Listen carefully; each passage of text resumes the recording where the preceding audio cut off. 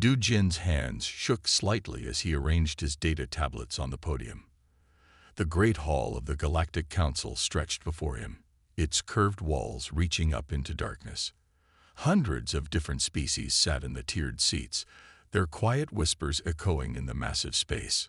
Some had tentacles, others had multiple heads, and a few were just clouds of gas in containment suits. He took a deep breath and looked down at his young assistant, Yun Wu, who gave him an encouraging nod from the front row. This was the most important presentation of his career, and he knew it would cause trouble. But the truth had to be told. Honored council members, Du Jin began, his voice steady despite his nerves. For the past 5 years, I have led a research team studying the species known as humans. Today, I must challenge everything we think we know about them. The whispers grew louder. A representative with blue scales leaned forward, all 4 eyes fixed on Du Jin. Our current policy treats humans as a potential threat, Du Jin continued. We watch them from afar, afraid they might one day become dangerous. But my research shows this fear is not only wrong, it might be holding us back from gaining powerful allies. He touched his data tablet, and a hologram appeared above the hall. It showed humans in different situations, building cities, exploring space, helping each other after disasters. Look at this footage, he said. Humans rebuild entire cities after earthquakes in just a few years. They rescue strangers without thinking about their own safety. They solve problems in ways our best computers can't predict. Yun Wu stood up and added, our studies show humans can survive in almost any environment. They eat foods that would kill most species. They keep going even when badly hurt. But most importantly, they work together in amazing ways. The council members started talking all at once. Some sounded angry, others curious. A gas cloud being floated forward and spoke through its translator. Are you suggesting we ignore centuries of careful policy about developing species? Du Jin shook his head. No, honored one. I'm suggesting we update our policy based on new evidence. Humans are different from any species we studied before. He showed more holograms. Humans living in space stations, exploring deep oceans, surviving in deserts. They adapt faster than any species we know. While their technology is still basic, their minds are incredibly advanced. They think differently than we do. A member with crystal skin interrupted. Different how? They imagine things that don't exist, then make them real, Du Jin explained. They tell stories about traveling faster than light, then work to build ships that might do it. They dream about curing diseases, then find ways to do it. Their imagination drives their progress in unique ways. Yun Wu stepped forward again. We've also found they have unusual abilities to work together. When 2 human groups meet, they don't just fight like other species often do. They trade, share ideas, and create new things together. Yes, they have wars, but they also have peace treaties, trade agreements, and cultural exchanges. The hall grew quiet as Du Jin showed his final piece of evidence, a recording of humans helping an injured alien whose ship had crashed on their planet. Instead of attacking the strange creature, they had healed it and tried to communicate. This happened just last year, Du Jin said. The humans had never seen a Zentarian before. They had every reason to be afraid. Instead, they helped. They're naturally curious and surprisingly kind to other species. A tall, thin council member stood up. What exactly are you suggesting, researcher Du Jin? I suggest we stop watching humans from afar and start talking to them openly, Du Jin replied. My research shows they're ready. More than ready. They might be exactly what our galactic community needs. A species that thinks differently, adapts quickly, and has a strong drive to explore and understand. The hall erupted in loud discussions. Some council members were standing. Others were changing colors in agitation. Du Jin stayed calm, knowing he had started something that couldn't be stopped. At the back of the hall, a shadow moved.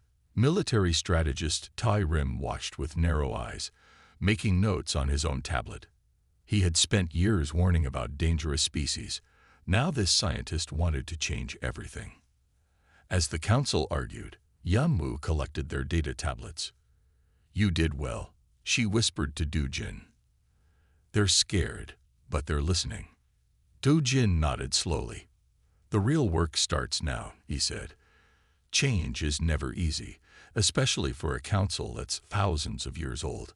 But humans have taught me something important.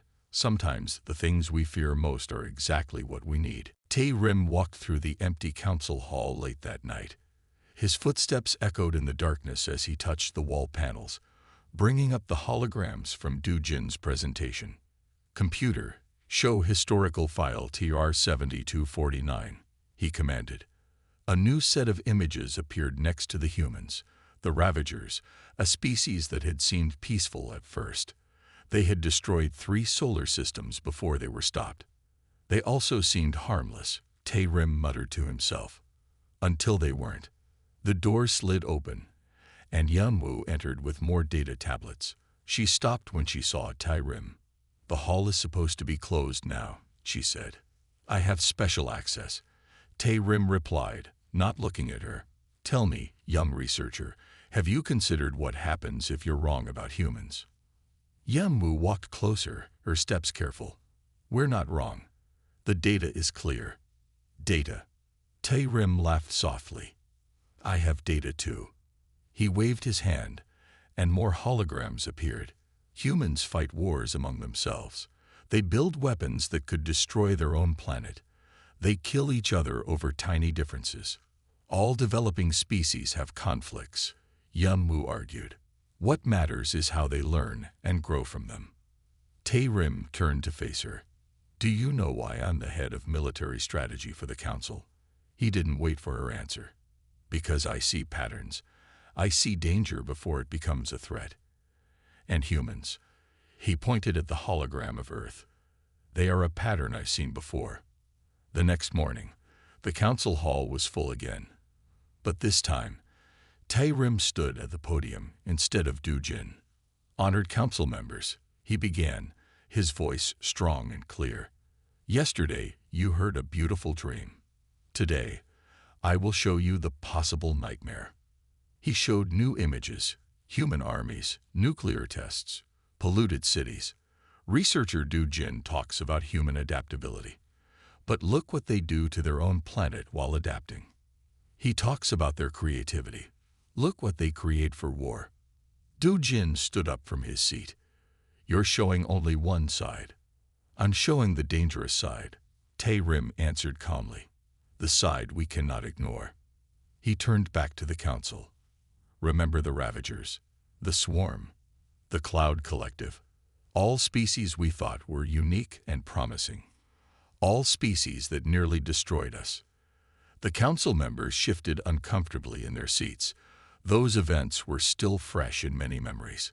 "But humans are different," Yanwu called out. "They show remorse. They learn from mistakes. They actively work to be better." Rim nodded. "Yes, they're different. They're more dangerous than any species we've encountered, because they're unpredictable."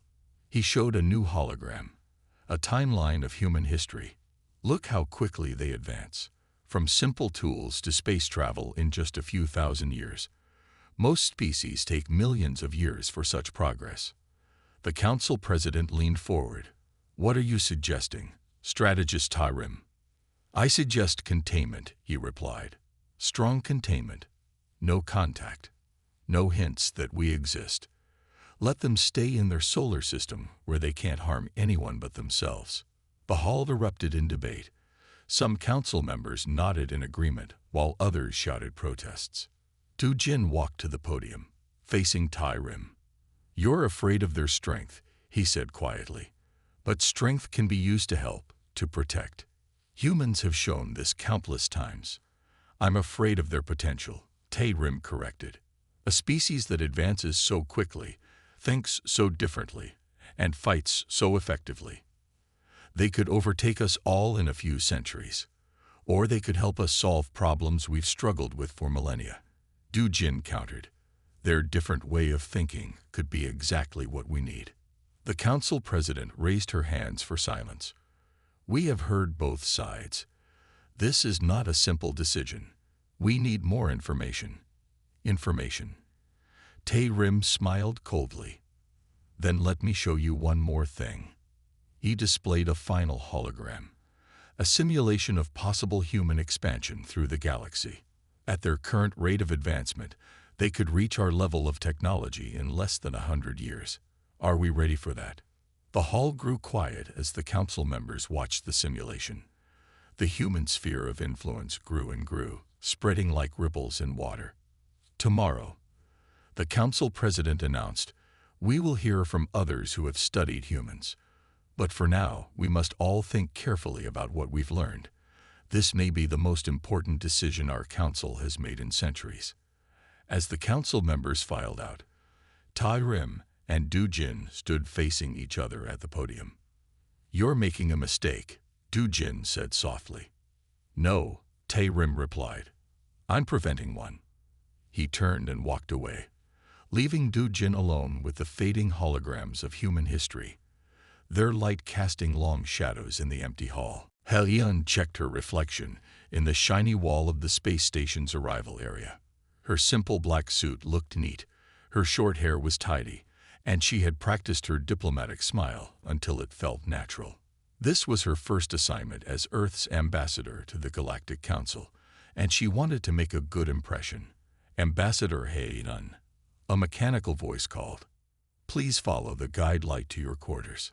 A small ball of blue light appeared in front of her.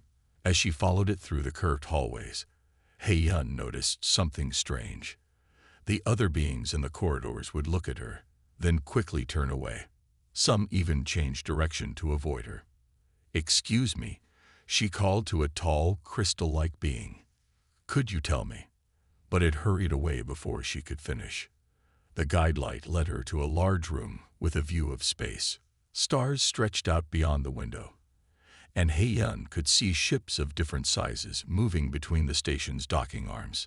This was everything she had dreamed of since learning Earth wasn't alone in the universe. A soft chime announced a visitor. The door slid open, and a younger-looking alien entered. I am Yeon-woo, she said in perfect English. I've been assigned to help you adjust to the station. Hye-yeon smiled, relieved to finally talk to someone. Thank you, though I'm wondering if I've done something wrong. Everyone seems to be avoiding me.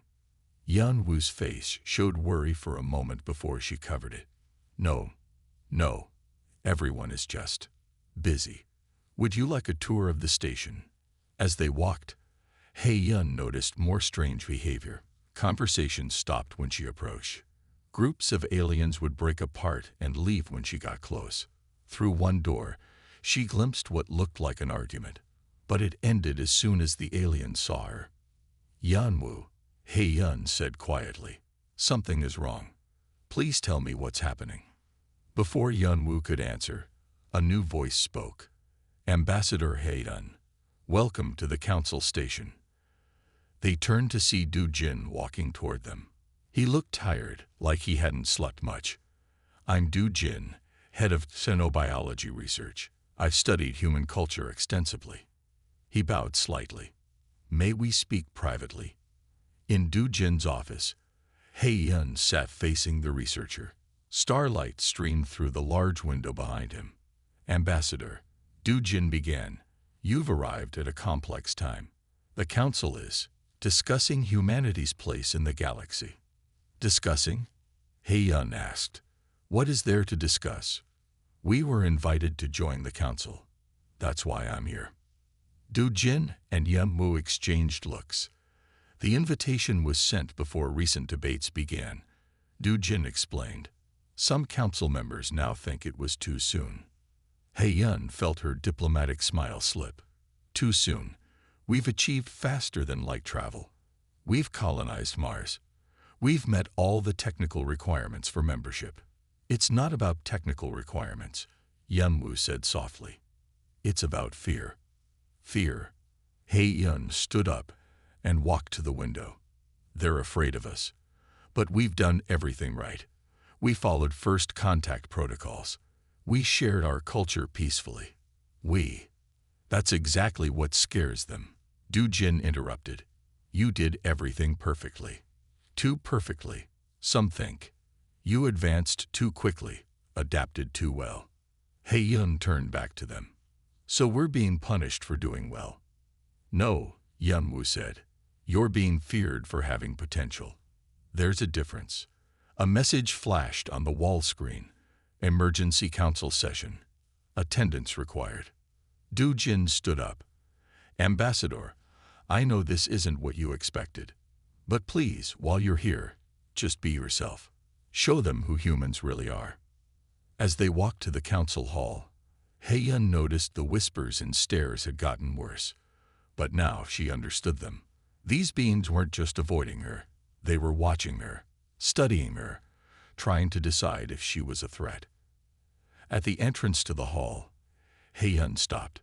Through the door, she could hear hundreds of voices arguing. Soon, she would face them all and try to prove that humans deserved their trust. Ready? Yunwu asked. Heiyun straightened her jacket and lifted her chin. Yes, she said firmly. It's time to show them they don't need to be afraid. The doors slid open, and Heiyun walked into the hall, ready to face whatever came next. She didn't know it yet, but her next actions would help decide the future of both humanity and the galaxy itself. The council's private meeting room was smaller than the main hall, but just as grand. 7 council members sat around a curved table, their faces lit by floating holograms. Tae-Rim stood before them, presenting his plan. We must test the humans, he said, pointing to a list of scenarios. Not just Ambassador Heiyun, but all humans on the station. We need to see how they react under pressure. The council president frowned. What kind of tests? Simple ones. At first, Tae-Rim explained. Lost items, broken equipment, small conflicts with other species. Then we increased the difficulty. Power failures, system malfunctions, emergency drills. And they won't know they're being tested. One member asked. That's the point. Tae-Rim smiled. We need to see their true nature. Later that day, Du Jin found Yunwu in their lab, looking worried. What's wrong? He asked. She showed him her data tablet. Look at these accidents scheduled for the next week. They're not random. They're targeting every human on the station. Du Jin read through the list, his concern growing. They're testing them.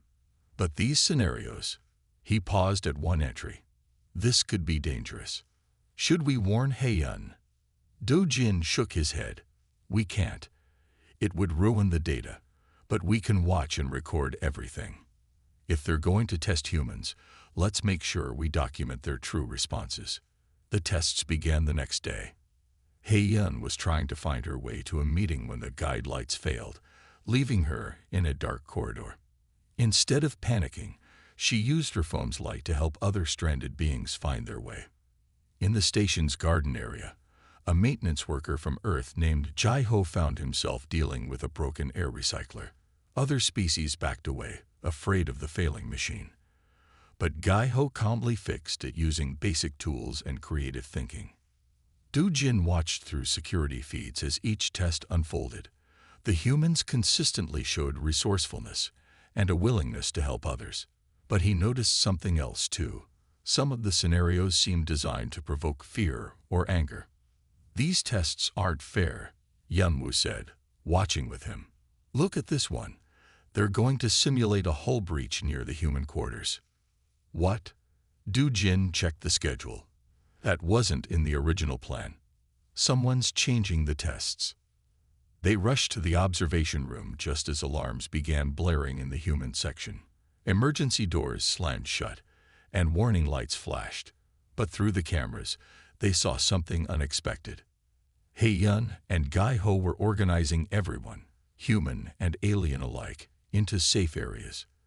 They quickly checked air seals, helped scared aliens with their pressure suits, and kept everyone calm. There was no panic, no chaos, just efficient action. Interesting. Tae-Rim's voice came from behind them. They work well under pressure. Too well, perhaps. Du Jin turned to face him.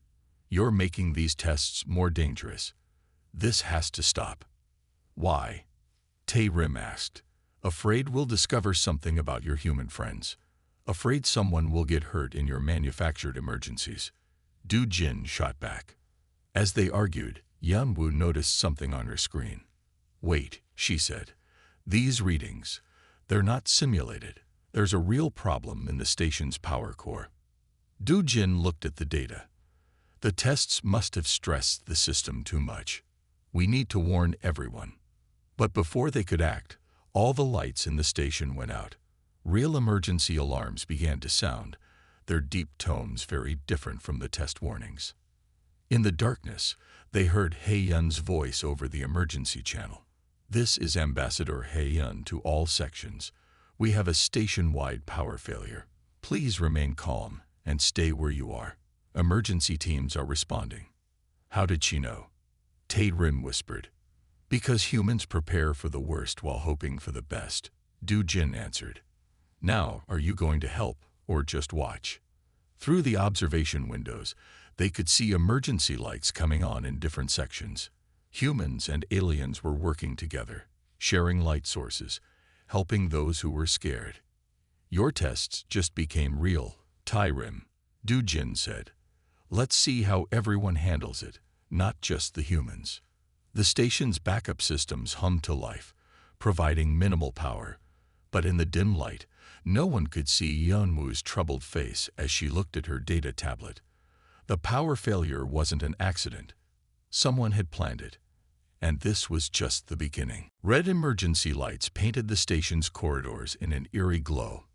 The power failure had lasted for 2 hours now, and things were getting worse. Yeon-woo ran through the dim hallways, clutching her data tablet. She had to find Do-jin. She found him in the main control room with Hae-yeon and several council engineers. They were studying the station's systems on backup screens. Do-jin, Yeon-woo called out. I found something. The power failure. It wasn't the tests. Someone planted devices in the power core. This is an attack. Before anyone could respond, a deep boom shook the station. Alarms screamed to life, different from the power failure warnings. Hull breach in Section 7. A computer voice announced. Critical damage detected. Hae-yeon grabbed a nearby communication panel. This is Ambassador Hae-yeon. All personnel in Section 7, evacuate immediately. Emergency teams, respond. That's the residential section, Do-jin said, his face pale. There are families there. Hae-yeon was already moving. I need volunteers for rescue teams. Now, to everyone's surprise, Tae-rim appeared in the doorway. I'll help, he said. I know the station's layout better than most. They split into teams. Hae-yeon led one group while Gai-ho, who had experience with space station repairs, led another. The humans moved quickly but calmly, helping others along the way. When they reached Section 7, they found chaos. A hole the size of a car had been blown in the station's outer wall. Emergency force fields flickered weakly, struggling to hold back the vacuum of space. Scared aliens of all species crowded the corridors, trying to escape. The force fields are failing. Gai-ho shouted over the noise. We have maybe 10 minutes. Hae-yeon took charge. Gai-ho, take your team and fix those fields. Everyone else, help evacuate. Priority to children and elderly. Check every room. Tae-rim watched in amazement as the humans organized the panicked crowd. They carried those who couldn't walk, calmed scared children, and made sure no one was left behind. They worked without stopping, even when the air grew thin and cold. In one room, Hae-yeon found a young crystal being hiding under a desk, too scared to move. Instead of forcing it out, she sat down nearby. Hi there, she said softly. I'm Hae-yeon. Would you like to get somewhere safer? The crystal being flickered in fear. I can't move. Too scared. Being scared is okay. Hae-yeon smiled. Want to know a secret? I'm scared too. But being brave doesn't mean not being scared. It means doing what needs to be done, even when we're scared. The young being's crystals brightened a little. You're scared too. Of course. But right now, we need to help each other. Want to help me be brave? The crystal being slowly came out. Together, they joined the evacuation line. Meanwhile, Jai-Ho's team worked on the failing force fields. The cold of space crept closer as each field flickered out. They had to repair the main power conduits while wearing bulky spacesuits. Hand me that sealer, Jai-Ho called to his alien teammate. Careful, the edges are sharp. His teammate, a floating gas being in a containment suit, hesitated. Why are you helping us? Your kind is being tested, judged. Yet you risk your life. Jai-Ho didn't look up from his work. Because you need help. That's all that matters right now. In the control room, Du Jin and Yunwu found more evidence of sabotage. These attacks were carefully planned, Yunwu said. They wanted to create real danger, not just tests. But why? Du Jin wondered. Look, Yunwu pointed to her screen. More devices in the station's fuel storage area. If those explode. The station shook again as another explosion rocked it. But this one was smaller. Jai-Ho's team had managed to stabilize the force fields just as the last one failed. Hae-Yun's voice came over the comm system. Section 7 evacuated. All residents accounted for. No casualties. Tae-Rim stood in the damaged section, watching humans and aliens working side by side to secure the area. He thought about his warnings about human unpredictability. He had been right. Humans were unpredictable, but not in the way he had feared. The fuel storage, Du Jin's voice crackled over the comm. There are more bombs. We need tow. Another explosion cut him off. The station's lights went completely dark. In the distance, something much bigger was about to blow. Commander Jin-Ah stood on the bridge of her ship, the Earth defense vessel Hope, watching the Galactic Council station through the main viewport. Emergency signals flashed from its darkened sections, and debris floated around it like a cloud of broken dreams. Multiple explosions detected, her sensor officer reported. The station's fuel storage systems are critical. Jin-Ah pressed a button on her command chair. This is Commander Jin-Ah of the EDV Hope to Galactic Council Station. We picked up your distress signal. We're here to help. There was static. Then Hae-Yun's voice came through. Commander, thank goodness, we have multiple casualties, failing life support, and more bombs might be hidden on the station. Understood, Ambassador. Rescue teams are ready. Jin-Ah turned to her crew. Launch all emergency pods. Medical teams first, then structural repair units. The Hope's sides opened like a flower, releasing dozens of small rescue ships. They streaked toward the station, their lights cutting through the darkness of space. Inside the station, Du Jin and Yunwu were in the security center, searching through station records. Emergency lights cast shadows on their tired faces. Look at this, Yunwu pointed to her screen. Someone accessed the station's blueprints last week. They downloaded everything about our power and fuel systems. Du Jin leaned closer. Can you trace who did it? Yes, but Yunwu's voice trailed off. The access codes belonged to a council member. Before they could discuss this, Jin-Ah's rescue teams arrived. Human medical workers rushed through the station, helping injured aliens without hesitation. Engineering teams brought powerful repair equipment, quickly fixing critical systems. Tae-Rim watched all this from the council's emergency bunker. He saw humans working tirelessly, risking their lives to save others. It wasn't what he had expected. Impressive, isn't it? Hae-Yun said, appearing beside him. No tests needed. Just real people helping in a real crisis. I was wrong about your people, Tae-Rim admitted. But someone wanted me to be right. Someone wanted us to fear humans. Hae-Yun's eyes narrowed. What do you mean? Just then, Jin-Ah's voice came over the station's comm system. Alert. We found another explosive device in the main reactor core. It's bigger than the others. Everyone, evacuate to rescue ships immediately. The reactor? Du Jin's voice cut in. If that explodes, it will destroy the whole station. We need to disable it. The reactor chamber is sealed, Yan Wu added, and the radiation levels are too high for most species to survive. There was a moment of silence. Then He Yun spoke. But humans can handle more radiation than most species. That's one of the things you were afraid of, right?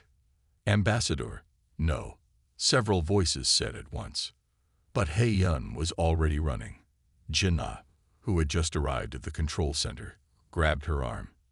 Let me do it, Jinnah said. I have military training. We'll both go, He Yun replied. 2 pairs of hands are better than 1. They raced to the reactor chamber. The door was hot to the touch. Warning signs in multiple languages flashed on its surface.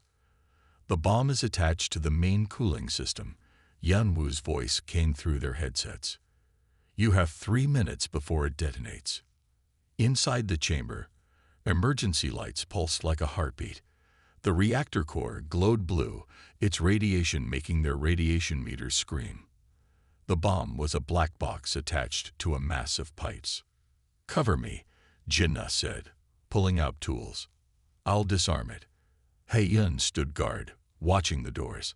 Through their headsets, they could hear Du Jin explaining what they found in the security logs. It was planned, he said. Someone on the council wanted to prove humans were dangerous. They thought if they created enough crisis situations, humans would either fail to help or would show aggressive tendencies. But it backfired, Tai Rim's voice added. Every test, every crisis, the humans showed us something else. They showed us cooperation, bravery, and sacrifice. Bombs disarmed, Jinnah announced. She held up the deactivated device. And look at this, it's made from council technology. Whoever did this had high-level access. We know who did it, Yan Wu said. The security logs show everything. Should we tell the council? No need, came a new voice. The council president. We've seen enough. Both the crimes and the response to them. Perhaps it's time we had a different conversation about humans. As Jinnah and He Yun left the reactor room on shaky legs, they knew things would never be the same. The crisis was ending, but its impact was just beginning. Someone had tried to prove humans were dangerous, but had proven something very different instead. The emergency council meeting room was packed. Representatives from every species sat in tense silence as Tai Rim walked to the center platform. Behind him, repair crews were still fixing the station's damaged sections. Members of the council, he began, his voice different from his usual confident tone. I stand before you to admit I was wrong. Whispers filled the room. Tai Rim, the great defender against dangerous species, admitting he was wrong. Some council members leaned forward in their seats. 3 days ago, I warned you about humans. I showed you their wars, their weapons, their potential for violence. He paused, looking at He Yun, who sat in the front row. But during the attack on this station, I saw something else. Tai Rim waved his hand, and holograms appeared. They showed scenes from the crisis. Humans rushing into dangerous areas to save others, working with alien species to fix critical systems, sharing their emergency supplies. We tested them without their knowledge. Then someone among us tried to prove they were dangerous by creating real disasters. Tai Rim's voice grew stronger. But in every situation, humans showed us something unexpected. They showed us hope. Du Jin and Yan Wu entered the room, carrying data tablets. They handed them to council members as Tai Rim continued. Look at the rescue statistics, he said. Humans make up less than 1% of the station's population. Yet they were involved in over 60% of successful rescue operations. They worked until they could barely stand, helping people they had never met before. The council president spoke up. But their potential for advancement still concerns many of us. Their unpredictability is exactly what we need, Tai Rim interrupted. He showed new holograms. Human doctors working with alien medical teams, engineers combining human and alien technology to fix the station. Their unpredictability lets them solve problems in new ways. Their quick advancement means they can adapt to help us. Yes, they're different from us, but that's their strength, not their weakness. Commander Jinnah stepped forward. She still wore her rescue team uniform, stained with work from helping repair the station. "You fear what we might become," she said to the council. "But look at what we already are. We came here ready to learn, ready to help. We don't want to conquer the galaxy. We want to explore it, understand it, make it better for everyone." Tayrim nodded. When the bombs went off, human ships didn't arrive with weapons. They came with medical teams and repair crews. When they found our technology was better at fixing certain problems, they didn't get jealous. They asked to learn from us. Ha-Yun stood up. "We know we're not perfect. We know we've made mistakes on our own world. But that's why we want to join the council. To learn from you, to grow with you, to face the galaxy's challenges together." Yunwu stepped forward with one last piece of evidence. During the crisis, human emergency teams created new ways to communicate with species they'd never met before. They invented emergency procedures that worked for multiple species at once. They didn't just follow our rescue protocols, they improved them. The council chamber was quiet as everyone thought about what they'd heard. Then an elderly council member, their crystalline body glowing softly, spoke up. "My grandchild was in Section 7 when the explosion happened," they said. "A human found them hiding, scared. Instead of just grabbing them and running, she took time to help them be brave. That's not the action of a dangerous species. That's the action of a species we want as allies." Tayrim looked around the chamber. "We've spent centuries being careful about new species. That caution has served us well. But sometimes, being too careful means missing opportunities. The humans have proven themselves not through our tests, but through their actions when they thought no one was testing them." He turned to face the council president. "As chief of security, I now formally recommend that humans be accepted as full members of the Galactic Council. Not because they're perfect, but because they're perfectly willing to work on being better, and to help others do the same." The chamber erupted in discussion. But this time, the whispers were different. This time, they were whispers of hope. Outside the chamber windows, Earth's rescue ships floated next to alien vessels, their crews working together to repair the station. It was a view that would soon become common across the galaxy. Humans and aliens working side by side, each bringing their own strengths to face whatever challenges lay ahead. The Great Hall of the Galactic Council looked different now. The bomb damage had been repaired, but everyone could still see where the new materials met the old. Like a scar that told a story, it reminded them of what had happened. Du Jin and He-Yun stood together at the presentation podium. Behind them, a huge screen showed images from Earth, cities, forests, oceans, and most importantly, people helping people.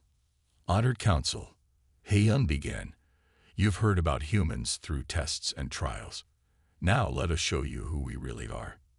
The screen changed to show scenes from Earth's history: the first moon landing, doctors fighting diseases, volunteers helping after natural disasters, scientists making discoveries.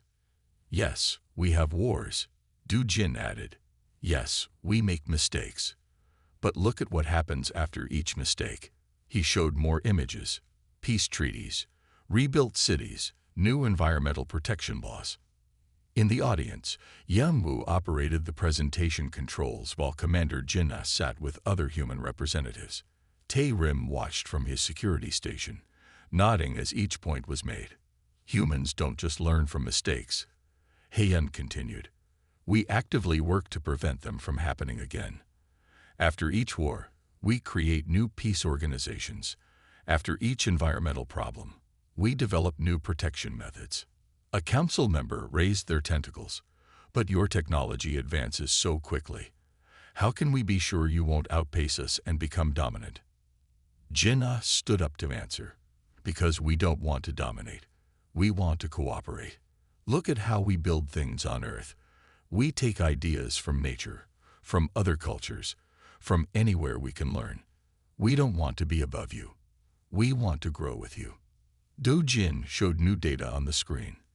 In just 1 week on this station, humans and aliens working together solved problems that neither group could solve alone. We combined our emergency procedures with yours and made them better. We shared our medical knowledge and learned from yours. Haeyun stepped forward. We're not asking you to ignore our faults. We're asking you to see our potential, not for dominance, but for partnership. The council president spoke up. We have received reports from every department about human activities on the station. Medical, engineering, science, culture, all positive, even security. She nodded to Ta-Rim. Ta-Rim touched a control, and his own report appeared on the screen. Humans show remarkable ability to adapt to new situations, yes, but more importantly, they help others adapt too. They don't keep their solutions secret.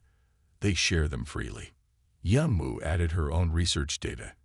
In 1 week, humans created 53 new procedures for emergency response, 37 improvements to communication systems, and 15 new medical treatment methods, all designed to work for multiple species.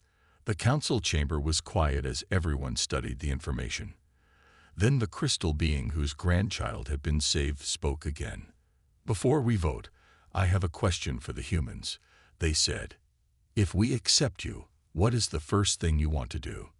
Haeyun smiled. Learn, she said simply. Learn everything we can about your cultures, your sciences, your ways of thinking, and share everything we know in return. Jinnah added, and set up better emergency response systems. The crisis showed us we can all work together better. Do-Jin stepped forward. And research.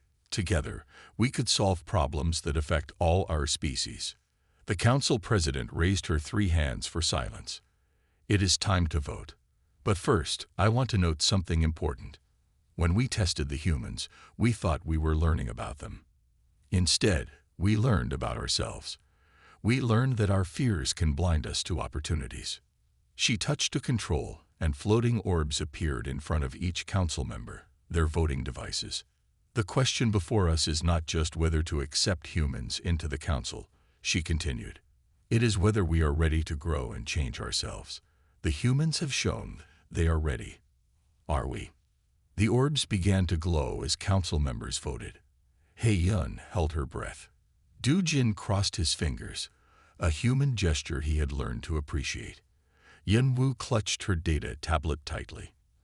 As the last vote was cast, the great screen changed to show the results. The chamber erupted in a mixture of sounds. Cheers, clicks, hums, and whistles. Every species had their own way of showing approval. The council president stood. For the first time in council history, the vote is unanimous. Haeyun felt tears in her eyes as she looked at Do-Jin. They had done it. Humans were going to join the council. 1 month after the historic vote, the Galactic Council station buzzed with activity. Colorful banners from Earth and various alien worlds hung in the Great Hall. Do-Jin stood at a window, watching Earth's first official diplomatic fleet arrive. The ships moved gracefully, their designs already showing a mix of human creativity and alien technology. Next to him, Yanwu was recording everything for the council archives. Did you ever think we'd get here? She asked, looking up from her data tablet. Not when I first started studying humans, Do-Jin admitted, but now I can't imagine the council without them. The station's docking bays were busy with ships bringing guests for the ceremony. Human scientists talked excitedly with alien researchers, sharing ideas and planning joint projects. In one corner, Commander Jinnah showed a group of alien engineers the new emergency response systems that combined the best of human and alien methods. Haeyun walked through the crowds, greeting everyone with warm smiles. She wore a formal Korean hanbok representing Earth's cultural diversity. Around her neck was a translator pendant designed by human and alien scientists working together. Ambassador Haeyun called the crystal being elder. My grandchild asked me to give you this. They handed her a small crystal that glowed with rainbow colors. It's a friendship crystal. They made it themselves. Heyun's eyes softened. Please tell them thank you. And tell them they're still one of the bravest beings I've ever met. Tae-rim appeared, wearing his formal security uniform. The ceremony is about to begin, he said. And there's something you should all see first. He led them to the security center, where screens showed activities across the galaxy.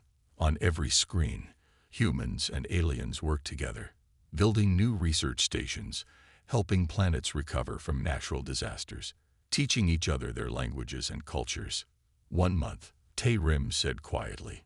Just 1 month since humans joined us, and look at all this. Every fear I had has turned into hope. The Great Hall filled with representatives from across the galaxy. The council president stood at the center platform, her 3 arms raised for silence. Above her, a new symbol appeared. The traditional council circle now had a new addition representing Earth. Today, she began, we do more than welcome humans to the council. Today we create something new. A new category of membership that celebrates what makes each species unique. The humans showed us that our differences make us stronger together. Heyun walked to the platform. Behind her came other human representatives, scientists, doctors, teachers, engineers, people from all of Earth's cultures. We call this new membership category Innovation Partners, the president continued. Members who bring new ways of thinking, who help us all grow and change for the better. Humanity will be the first to hold this title. Do-jin and Yeonwoo looked at each other, remembering where it all started, with a simple research report asking if humans were dangerous. The president touched a crystal on her podium, and the station's lights dimmed. Stars became visible through the hall's transparent dome. Among them, ships from Earth and 100 alien worlds floated together. Let this be recorded in the council archives, the president said. We once asked if we should be afraid of humans. Today we answer, we should not fear those who show us new ways to be brave. We should not fear those who help us see our own potential. And we should never fear those who teach us that our differences can make us stronger. Heyun stepped forward to make humanity's first official council speech. But before she could begin, emergency alarms sounded from a distant sector of space. Without hesitation, humans and aliens moved together. Commander Jinna coordinated with alien fleet captains. Emergency teams of mixed species prepared to help. Scientists began analyzing the problem. The council president smiled. Perhaps this is a more fitting ceremony than any speech, seeing all species working together, using their different strengths to help others. Heyun nodded. This is who we are now. Not humans alone, not aliens alone, but all of us together. Every crisis makes us stronger because we face it together. As the ships departed to handle the emergency, Do-jin looked at his original question glowing on a nearby screen. Should we really be afraid of humans? The answer was clear in everything around him. Not in speeches or ceremonies, but in the simple sight of humans and aliens rushing to help others, working together, learning from each other, making the galaxy better one day at a time. The question that had started everything had led to an answer nobody expected. They shouldn't fear humans. They should welcome them. Because sometimes the things we fear most turn out to be exactly what we need.